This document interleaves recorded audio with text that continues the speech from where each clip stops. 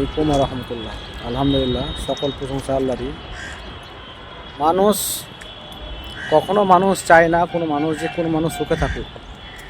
মানুষের চরিত্র, মানুষের অভ্যাস, মানুষের ক্যারেক্টার এত সব নোংরা। কোনো মানুষ চায় না যে ও মানুষের সুখে থাকুক, ওই মানুষ ভালো থাকুক, ওই মানুষ সুস্থ থাকুক, ওই মানুষ ভালো পথে থাকুক। এটা মানুষের এত একবার নোংরা অভ্যাস। এবার কিছু মানুষ আছে এর মধ্যে ভালো, হ্যাঁ, ওরা নিজেকে কীভাবে জানে আল্লাহ জানে, কীভাবে যে আমি মনে হচ্ছে এই কাজটা করে, এই কথাটা বলে মনে হচ্ছে প্রশান্তি পেলাম আমি, ওর আত্মা শান্তি হয়ে গেল। উল্টো পাল্টা করে কুটুকটু করে, হ্যাঁ, একটা ভাষা খারাপ করে কথা বলে মনে হচ্ছে ওর আত্মাটা শান্তি পেয়ে গেল।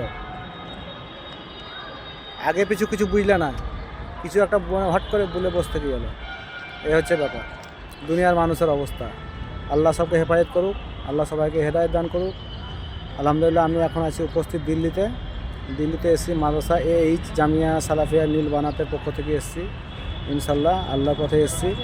সবাই আমাদের জন্য দোয়া করবে ইনশাল্লাহ। আমিও এখন মুসাফির মানুষ, সবার জন্য দোয়া করছি আল্লাহ যাতে পৃথিবীর মানুষকে হেফাজত করে, সবারই জবানকে আল্লাহ হেফাজত করার ক্ষমতা দেয়, ইমানে বৃদ্ধি দেয়।